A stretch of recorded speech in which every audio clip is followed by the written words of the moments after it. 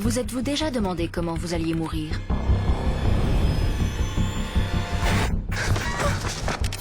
Je m'appelle Tiffany Meyer. À 38 ans, j'étais comblée. J'avais une belle carrière, des amis super et une vie sociale bien remplie. Et puis un jour, tout ceci m'a sournoisement été arraché. Voici l'enquête sur ma mort.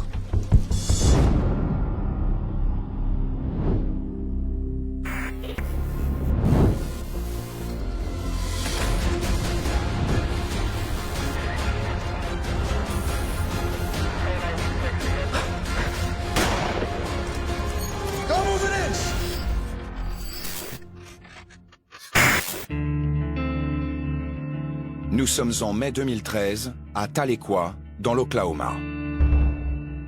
Nichée au pied des monts Ozarks, cette petite ville pittoresque accueille la Northeastern State University et une population étudiante florissante. À 38 ans, la docteure Tiffany Meyer est professeure de chimie à l'université. Sa joie de vivre et son dévouement pour ses étudiants sont deux qualités que sa collègue Amy Proctor a toujours admirées. C'était l'une des personnes les plus appréciées du campus, car c'était une excellente professeure. Tiffany a même reçu la distinction suprême au sein de l'université, le prix de l'excellence de l'enseignement. Elle était très investie et essayait toujours de rendre l'apprentissage ludique. Elle avait un super sens de l'humour. Guess what day it is? Tuesday Thread Day. En dehors du travail, Tiffany adore tricoter. Elle fait partie de Les Fils de Tahlequah. Elle publie un post sur Facebook sur les rendez-vous du soir. Hey, friendly threadies of the Qua. Time to get our yarn on. Quelques heures plus tard, Tiffany reçoit chez elle son groupe de tricot. Son amie Sarah Martin appréciait la bonne humeur de Tiffany. Tous ceux qui la rencontraient tombaient immédiatement sous le charme.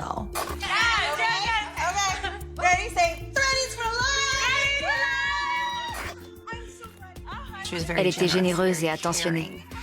Elle avait un cœur immense. Tiffany aimait le karaoké plus que tout.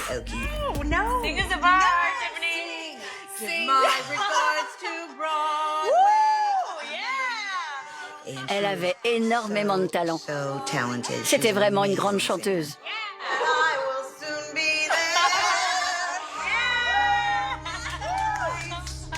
I even got my own karaoke system for home. So next karaoke night I can be on point. Tellement de gens l'adoraient. J'aurais jamais pensé que quiconque puisse un jour vouloir lui faire du mal. Quand on a grandi à Tahlequah, on se sent en sécurité. On sait, comme dans les films, qu'il y a des gens mal intentionnés. Mais rien de tout ce qu'elle faisait ne laissait penser que ça pourrait lui arriver. «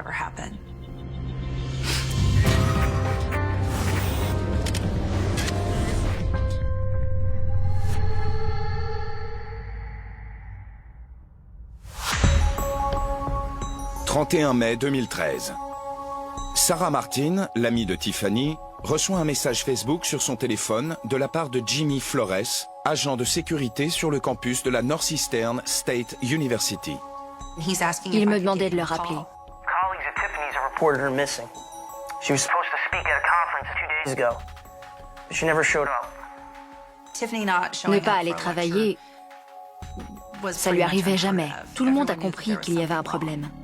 I'm conducting a welfare check at Tiffany's house. Do you think you can meet me there? Yeah, of course.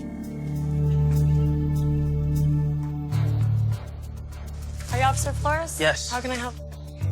J'avais peur qu'elle ait eu un problème de santé ou un accident domestique. Follow me. En faisant le tour des lieux, l'agent Flores et Sarah font une découverte inquiétante. De la suie autour des fenêtres. On aurait dit que de la fumée était sortie par le haut de l'une des fenêtres.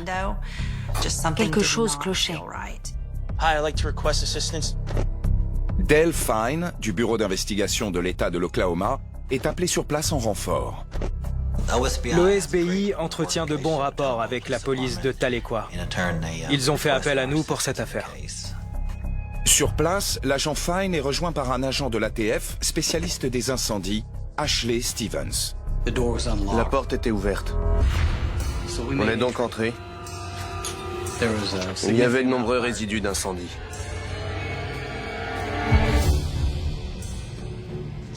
En quête de signes de vie, les enquêteurs se dirigent vers la chambre du fond.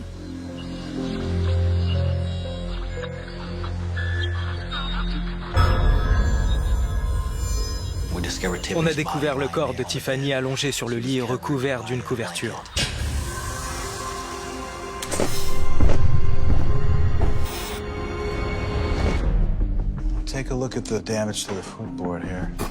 On a constaté que le lit avait en partie été brûlé. La couverture avait été placée sur le corps avant l'incendie. Il a donc été protégé des flammes, à part les pieds. La scène est effroyable. Les enquêteurs examinent le corps pour essayer de déterminer la cause du décès. Il n'y avait pas de traumatisme apparent sur le corps de Tiffany. Les enquêteurs cherchent des indices. Il y a des oreillers et des couvertures un peu partout. Ça pourrait indiquer qu'il y a eu lutte. On a prélevé tout ce qui était à proximité du lit. Les enquêteurs tâchent de rassembler les pièces du puzzle. J'ai cherché à identifier l'origine de l'incendie ainsi que sa cause. Quelqu'un avait mis le feu à une serviette et l'avait jetée sous le canapé. Il était alors évident qu'il s'agissait d'un incendie criminel. Mais on ne trouvait pas de liquide ignifuge qui aurait propagé le feu. C'était le signe que ça avait été fait à la hâte, que c'était pas un incendie volontaire très bien planifié. Stevens soupçonne l'incendiaire d'avoir eu des motifs très spécifiques et particulièrement funestes. Les criminels mettent souvent le feu pour effacer les traces. Ça détruit certaines preuves ADN et ça rend l'enquête plus difficile. Sur la base de leurs observations, une seule conclusion s'impose aux enquêteurs. Tiffany a été assassinée. Les enquêteurs savent que s'ils veulent résoudre cette affaire, ils vont devoir retracer tous les faits et gestes de Tiffany Meyer pendant les quelques jours qui précèdent sa mort. Visiblement, la télé avait été volée. Peut-être un cambriolage qui avait mal tourné.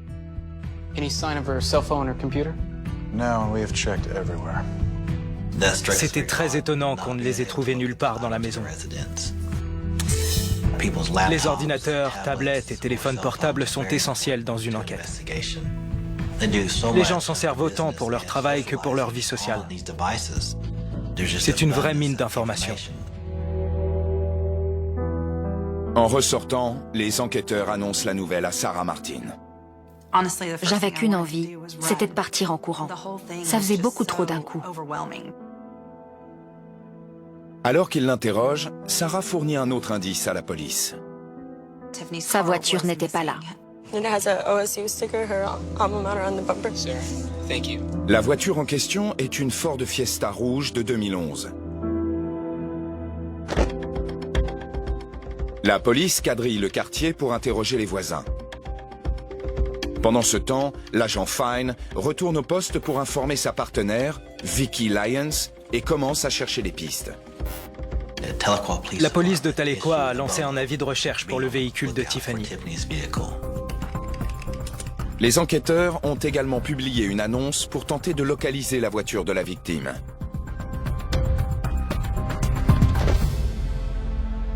La police communique également la nouvelle à la famille de Tiffany. Effondrée, la mère de Tiffany se souvient de la dernière fois qu'elle a vu sa fille. C'était environ une semaine avant la découverte du corps. We went to a ball game on Sunday and then out to eat. I had such a good time. Oh, me too. All right, you text me when you get home so I know you got home safely. I will. See you later. I love you, Mom. She texted me at 9 that evening. Just wanted to let you know I got home safely. Good night. C'est la dernière fois que sa mère a eu de ses nouvelles. Mrs. Mayer, can you think of anyone that might have wanted to harm Tiffany? I don't think Tiffany had any enemies. Is it possible that Tiffany was romantically involved with someone? Oh, she didn't have a boyfriend. L'agent Fine essaie alors de creuser du côté d'une autre piste.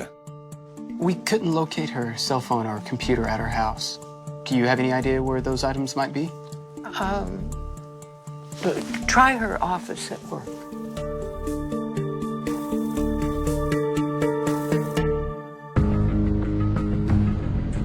Les autorités se rendent au bureau de Tiffany à la Northeastern State University. Même s'ils ne trouvent ni téléphone ni PC, ils emportent son ordinateur de bureau pour l'analyser. Nous avons vérifié les réseaux sociaux pour voir si nous pouvions en tirer une quelconque information. So I understand you're one of Dr. Mayer's students. Les enquêteurs recueillent également les déclarations des collègues et étudiants de Tiffany. She was one of the most dedicated educators I've ever met. She never mentioned having a boyfriend to me. Pour les amis de Tiffany, sa mort tragique est incompréhensible. J'arrêtais pas de me demander qui avait pu faire ça. Elle s'entendait avec tout le monde. Qui pouvait en vouloir à Tiffany? Quelque chose ne colle pas. Tiffany aurait-elle pu avoir un secret?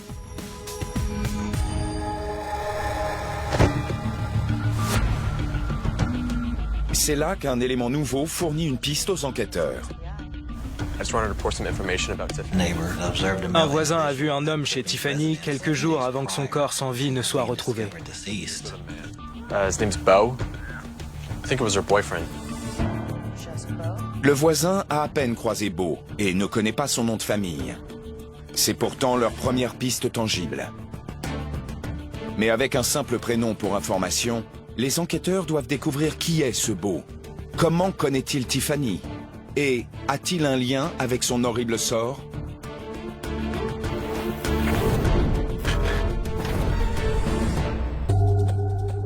Nous sommes en 2013 à Tahlequah, dans l'Oklahoma. Alors que d'après son entourage, Tiffany Mayer ne fréquentait personne, les enquêteurs sont sur la trace d'un homme surnommé Bo, qui pourrait avoir été son petit ami. Il a été vu chez elle dans les jours précédant le meurtre. I think he mentioned he works at a car dealership or something. Did he say which one? No, that's it. Sorry. Il devient alors un suspect potentiel. C'était une piste que nous devions suivre. Les enquêteurs commencent alors à faire le tour des concessionnaires, à la recherche de quelqu'un qui aurait des informations sur un dénommé Bo. Leurs efforts finissent par payer. Yeah, there's a Bo that works here, but that's just his nickname. His real name is Lloyd Hadley. Thank you. Les agents Fine et Lyons finissent par localiser Hadley chez un ami. On voulait lui parler pour connaître la nature exacte de leur relation. Yeah, I know Tiffany. Ça aurait pu être notre homme. Quand Lloyd a appris pour le meurtre de Tiffany, il avait l'air surpris et inquiet. And Mr. Hadley, how long have you known Miss Mayer? We met not too long ago, a couple weeks, maybe. We hung out a bit. Nothing too serious. La police demande à Lloyd quand il a vu Tiffany pour la dernière fois. She was doing some laundry for me, so I went over to her place to pick it up. Recently, I lost my job, and I've been living in my car, so she was very kind to offer to do my laundry. Lloyd nous a dit qu'il venait de retrouver du travail et qu'il essayait de se remettre sur les rails. Mais les enquêteurs ne sont pas complètement convaincus. Les récents problèmes financiers d'Hadley auraient pu lui donner un motif pour vouloir commettre un vol. Les enquêteurs demandent à jeter un œil à sa voiture.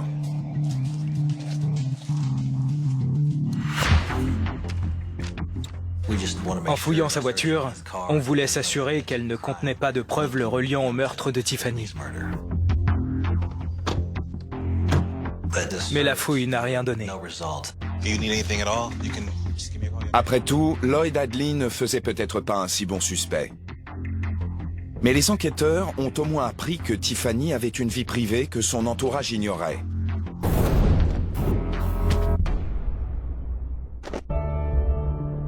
Ne réussissant pas à localiser le portable de Tiffany, les autorités demandent l'accès à ces données. Mais l'attente est longue. C'est alors que l'autopsie de Tiffany révèle quelque chose d'étonnant. Le légiste affirme qu'aucune trace de fumée n'a été trouvée dans ses poumons. Cela ne peut vouloir dire qu'une chose. Elle a été tuée avant l'incendie. Qui que soit l'assassin de Tiffany, il semble qu'il l'ait tuée avant de mettre le feu à sa maison. En raison des dégâts causés par l'incendie, le médecin légiste est incapable de déterminer précisément les causes de la mort. Cependant, il estime la date de la mort autour du 27 mai, 4 jours avant la découverte du corps.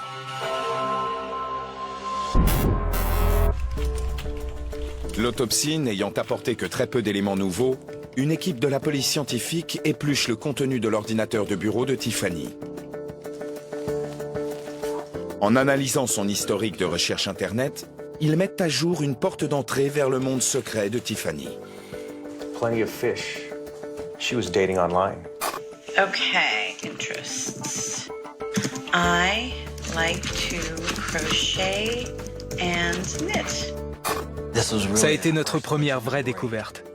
On avait enfin une piste pour savoir avec qui elle avait pu être en contact, que ce soit par message ou autrement.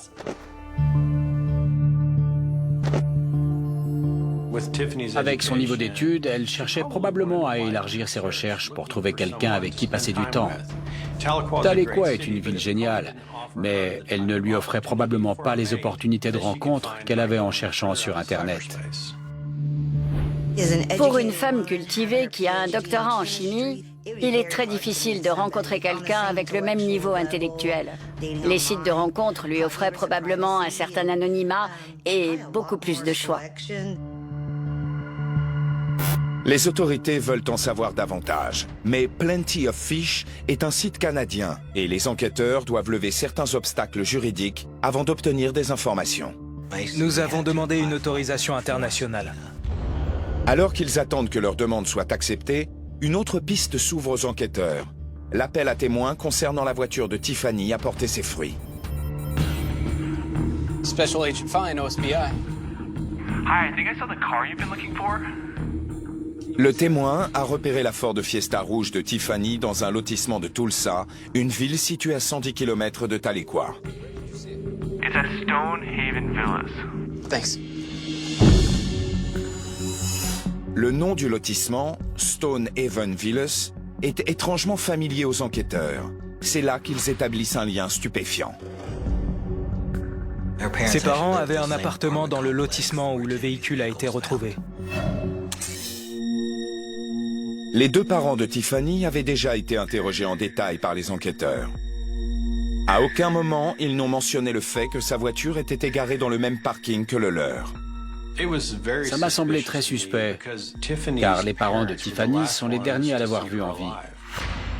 On comprenait de moins en moins ce qui s'était passé.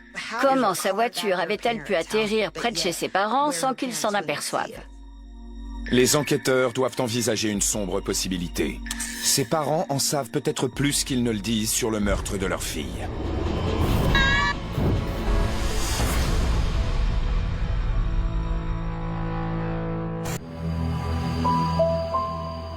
Nous sommes en 2013 à Tahlequah, dans l'Oklahoma.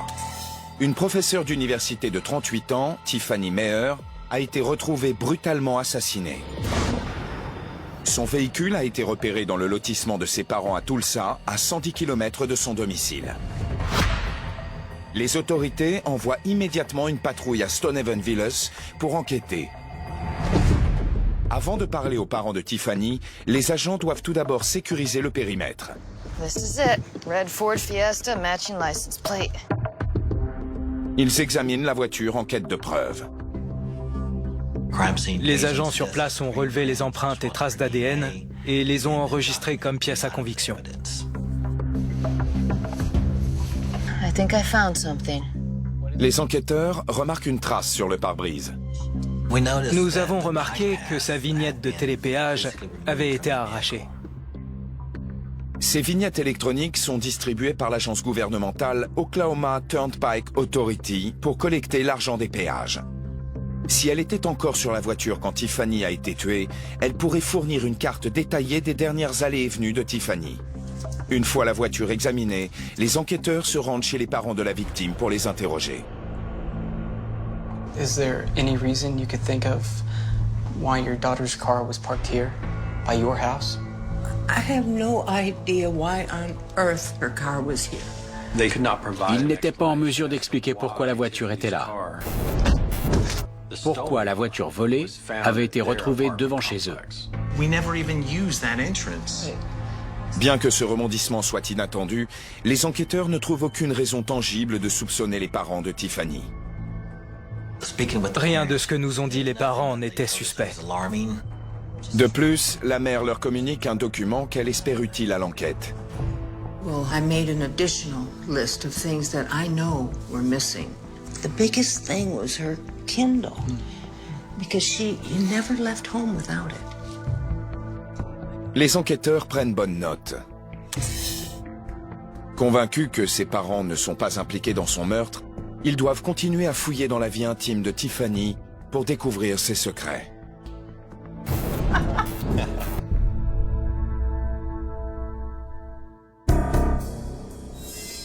Les enquêteurs retournent au poste pour récupérer les la vignette de télépéage dans l'espoir qu'elle leur apporte de nouvelles pistes. Nous avons établi une activité en date du 26 mai. Soit la veille du jour où Tiffany aurait été assassinée. Her Pike Pass registered at 11 p.m. on a highway headed away from Tulsa, toward her home in Tahlequah. But how did it end up parked all the way back in Tulsa? Maybe the murderer removed the Pike Pass so we wouldn't be able to track their movements. L'indice majeur, c'était que le meurtrier essayait de couvrir ses traces. Mais les enquêteurs sont sur le point de faire une découverte encore plus importante. Quand les données du compte Plenty of Fish de Tiffany arrivent enfin, les autorités passent les différentes pages au crible, afin de reconstruire la vie sentimentale que Tiffany menait à l'insu de son entourage.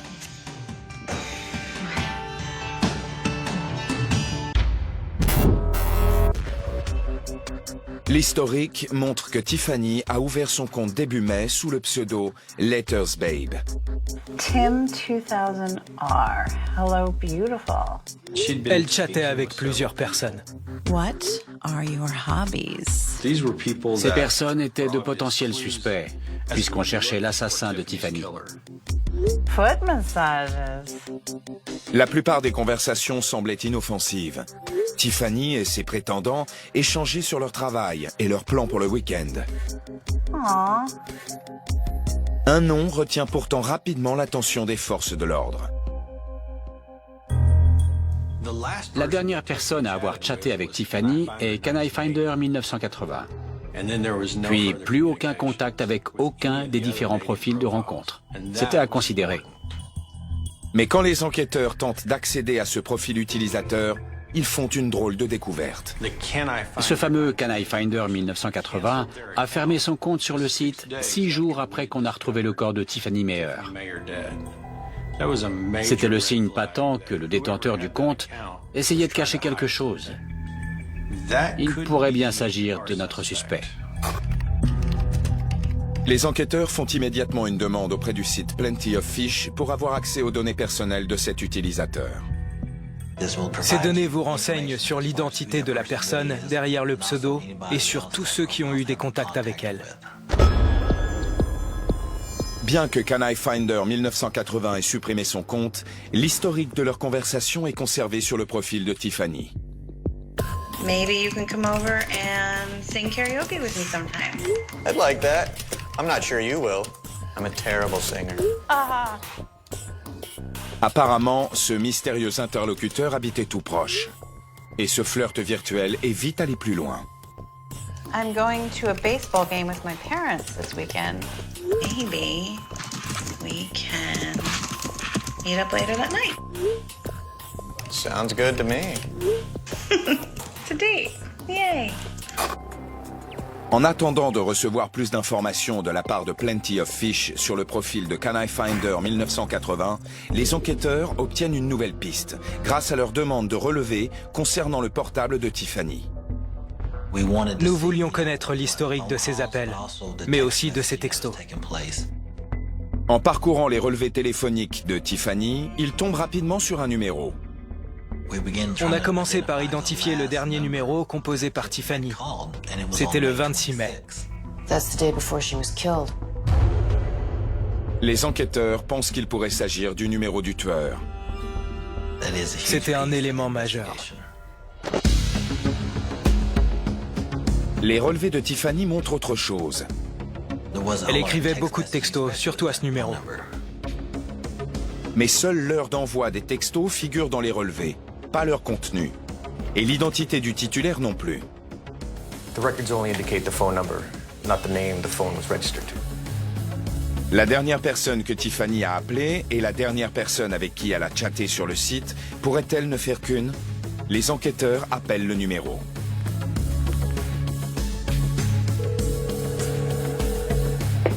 At the tone, please record your message.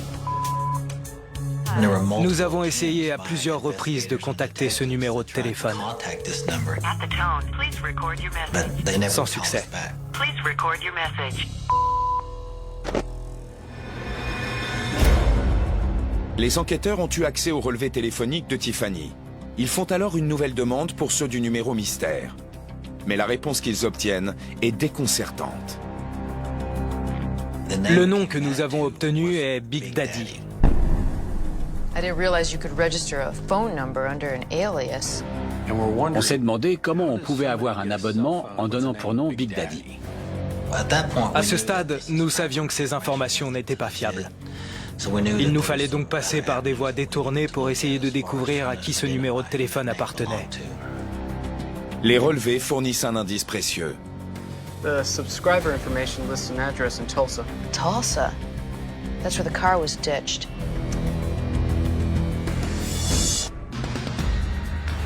Les enquêteurs espèrent bien cette fois avoir le tueur dans leur ligne de mire. Nous pensions l'avoir trouvé. Mais une surprise les attend. L'adresse était celle d'un ancien commerce. Les autorités se rendent compte qu'elles ont été bernées. Nous n'avons pas eu de chance. Nous n'avions alors aucun élément qui nous permette d'identifier le propriétaire du numéro. Les forces de l'ordre m'ont même demandé de comparer les numéros avec ceux de mon carnet d'adresses. Mais rien ne correspondait. Ils m'ont demandé qui elle fréquentait. Mais je ne connaissais pas ce Canaille Finder 1980. J'ignorais que Tiffany s'était inscrite sur un site de rencontre. Frustrés, les enquêteurs décident d'essayer une autre approche pour coincer le tueur, en remontant la piste des objets volés chez Tiffany. Nous savions qu'il manquait plusieurs objets chez Tiffany. Les autorités savent que pour les objets comportant un numéro de série, ils pourraient peut-être retrouver le revendeur s'il avait eu recours à un prêteur sur gage. Quand vous déposez un objet, il doit avoir un numéro de série. Et toutes les agences tiennent une base de données accessible aux autorités. C'est donc un excellent moyen de retrouver des objets volés pour les forces de l'ordre. Or, pour enregistrer un objet, les prêteurs sur gage demandent un document qui pourrait révéler l'identité du tueur. Vous devez fournir une pièce d'identité. Here's the list of missing items. Cell phone. Alors qu'ils examinent la liste des objets, l'agent Fine a soudainement une idée. Kindle. Kindle. We could contact Amazon. Grâce à Amazon, nous avons pu déterminer le numéro de série de la liseuse de Tiffany. On a également pu connaître la date à laquelle elle avait créé son compte Amazon. Mais on a constaté aussi que ce compte avait été désactivé le 28 mai, le lendemain du jour où nous pensons qu'elle a été assassinée. Et ce n'est pas la seule révélation qu'apporte ce document. Tiffany's account was deactivated, and then it was reactivated by another user just 3 minutes later. Who's the new user? C'était Big Daddy.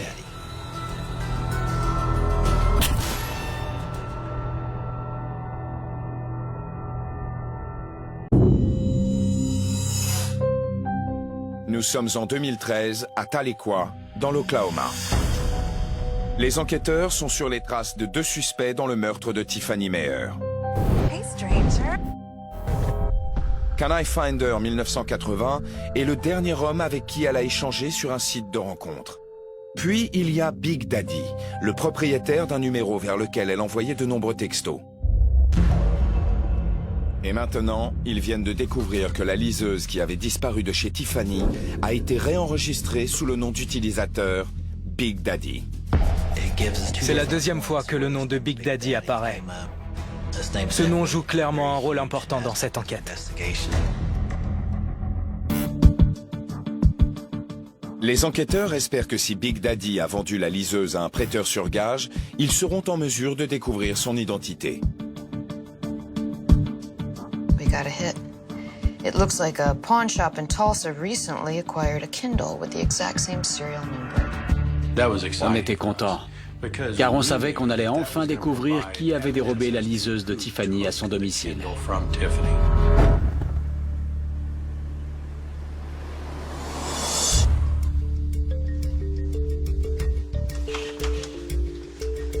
Hi, you recently purchased a Kindle Fire?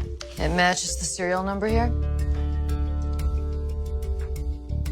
Non seulement la boutique a encore l'appareil, Can we take a look at the receipt? C'était une mine d'informations.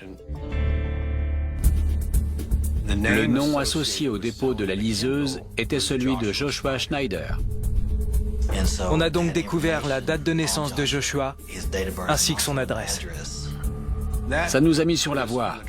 Joshua Schneider était-il Big Daddy? Vu les circonstances, il est évident qu'à ce stade, Joshua Schneider était notre principal suspect.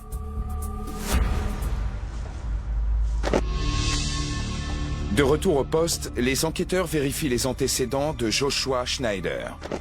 Ils découvrent alors quelque chose d'intriguant. On a découvert que Joshua Schneider avait déjà commis des agressions sexuelles. Schneider a été inculpé pour viol au second degré en 99 et fiché comme délinquant sexuel. C'est là qu'on a vraiment commencé à tracer le profil du suspect. C'était trop gros pour être une coïncidence, mais il nous fallait quand même enquêter.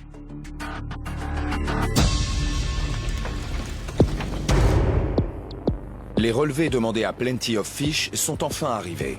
Joshua Schneider, alias Big Daddy, pourrait-il aussi se cacher derrière le pseudo Can I Finder 1980?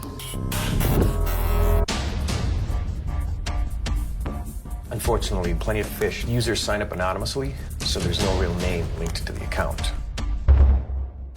Mais quelque chose attire leur attention. Broken Arrow. Sound familiar? Broken Arrow est une banlieue de Tulsa, située à une centaine de kilomètres de Tahlequah. C'est le lieu de résidence de Can I Finder 1980. Et la même ville que celle qui figure sur le permis de conduire de Joshua Schneider. Les enquêteurs ont enfin un indice leur permettant de désigner Can I Finder 1980 et Big Daddy comme un seul et même homme. Enfin, deux des pistes de cette enquête se recoupaient pour désigner une même personne. C'était une grosse avancée. Pour confirmer l'hypothèse selon laquelle Joshua Schneider, alias Big Daddy, et Can I Finder 1980 pourraient n'être qu'une seule et même personne, les enquêteurs interrogent les relevés du portable de Big Daddy. Le pari, c'est que si Big Daddy appelle souvent le même numéro, c'est que son propriétaire doit être un proche. Ils pourront ainsi découvrir sa véritable identité. Les enquêteurs appellent un par un les numéros qui se trouvent dans les relevés de Big Daddy. Ils tombent sur une certaine Heather Reese. Hello? My name is Agent Fine with the OSBI. We're investigating a homicide and we're hoping you can help us out. Okay, what do you need? We have a phone number here and we're wondering if you can tell us who it belongs to. Elle nous a dit que c'était le numéro de Joshua. I don't even really know him that well. Les enquêteurs sont enfin sur le point de découvrir qui est vraiment leur suspect. Heather Reese leur apprend qu'elle est sortie quelque temps avec Joshua, avant de rompre récemment. How did you meet him? I met him a couple of weeks ago on a dating website. Plenty of Fish. Plenty of Fish, le même site de rencontre en ligne qu'a utilisé Tiffany avant d'être assassinée. You don't happen to have a photo of him, do you? Yeah, actually I do. I have it on my phone. I could email it to you right now. That would be great, thank you. Les enquêteurs reçoivent bientôt la photo d'Heather Reese. All right, did you get it? On a ainsi pu comparer la photo envoyée par Heather Reese avec celle du permis de conduire de Joshua Schneider. This looks like the same person to me. Yeah, this is definitely her guy. Thanks, Heather. One more question. What was Joshua's Plenty of Fish username? I don't remember. Actually, it was, can I find her 1980? Thank you. Let's go. C'est maintenant clair pour les enquêteurs. Joshua Schneider, alias Big Daddy, est aussi Can I Find Her 1980. Les enquêteurs prennent immédiatement des dispositions pour le retrouver et l'arrêter. Les autorités se rendent chez lui. Mais il est introuvable. C'est alors que l'agent Ashley Stevens de l'ATF a une idée. On s'est dit qu'on avait tout intérêt à contacter sa mère, qu'elle pourrait nous donner une piste. Miss Griffin, we're looking for your son, Joshua Schneider. I don't know where he is. Elle a dit n'avoir aucun contact avec lui, ni aucun moyen de le joindre. Les enquêteurs n'y croient pas. Pressés par l'urgence de retrouver son fils, It's in regards to a homicide. Homicide? la mère de Joshua finit par céder et autorise les enquêteurs à consulter son téléphone. Ils font un constat inquiétant.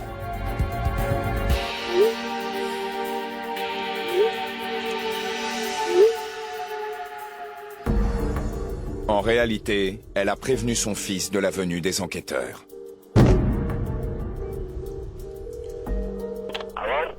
Hello, Joshua. This is Agent Stevens with the ATF. Hello. Il a répondu, puis raccroché. Il nous a pas laissé terminer. L'agent Stevens tente une autre approche. Il lui envoie un texto. Joshua, please call. Wrong number. Mais Joshua refuse de coopérer.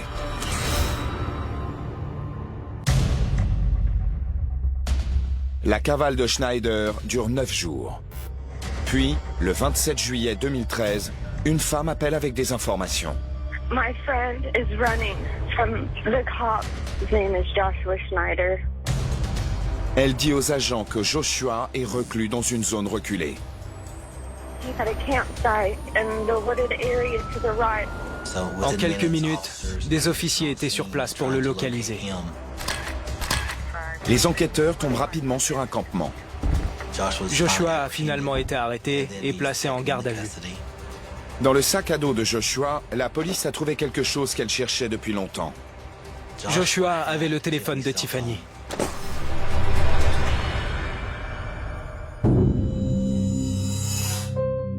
Pendant sa garde à vue, Joshua Schneider clame son innocence. Lors de fouilles ultérieures, notamment dans le box de stockage qu'il louait, les agents trouvent d'autres effets personnels de Tiffany, dont son ordinateur et quelques-uns de ses biens les plus chers. Il y avait son karaoké avec tous ses CD, deux choses qui représentaient parfaitement qui elle était.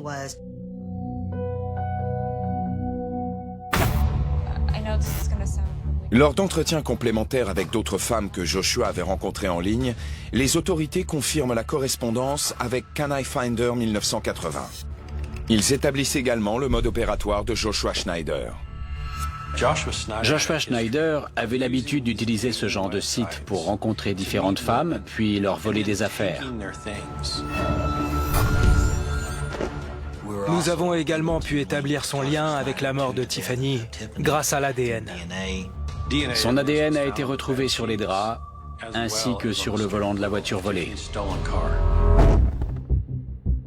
À l'appui des différentes preuves trouvées, les enquêteurs peuvent enfin reconstruire ce qui s'est passé selon eux dans la nuit du 26 mai.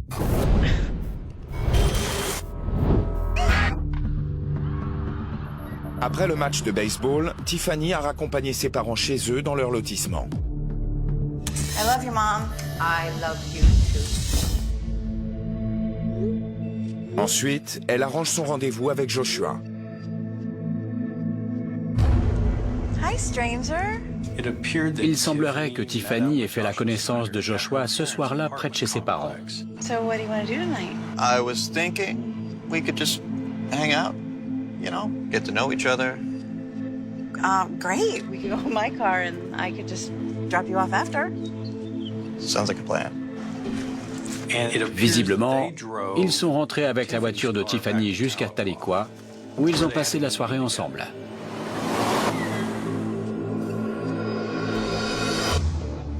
De retour chez Tiffany, la police pense que l'ambiance a dû tourner au flirt. Mais ensuite, le rencard aurait pris une tournure sombre et violente. Il a probablement étranglé Tiffany avec la housse d'oreiller. Je pense que Joshua Schneider a tué Tiffany Meyer parce qu'il y a vu l'occasion de toucher le gros lot. Il pourrait ensuite revendre tout ça. Mais une chose contrariait ses plans. Tiffany. Alors, il l'a tuée. Puis, pour tenter de couvrir ses traces, il a ensuite mis le feu à l'appartement.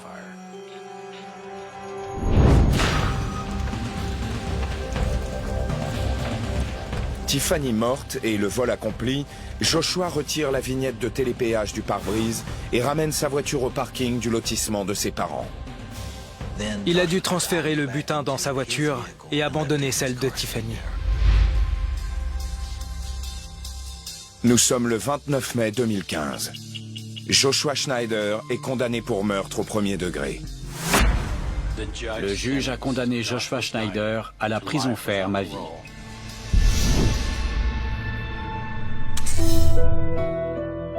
Mais pour les proches de Tiffany, c'est une maigre consolation. Le départ de Tiffany a laissé un grand vide à Tahlequah. Elle n'imagine pas le nombre de gens qui l'appréciaient et à combien d'entre nous elle faisait du bien chaque jour. Je pense à Tiffany tous les jours. On n'est jamais préparé à ça. Le fait que Tiffany soit allée chercher l'âme sœur sur Internet m'a pas choquée. C'est quelque chose que font beaucoup de gens. Beaucoup de gens cherchent l'amour. Je crois honnêtement que Joshua Schneider l'a attaqué par surprise. Rien ne peut excuser ce qu'il a fait. Cependant, la mémoire de Tiffany est toujours bien vivante. Elle provoquait un changement chez tous ceux qui croisaient son chemin.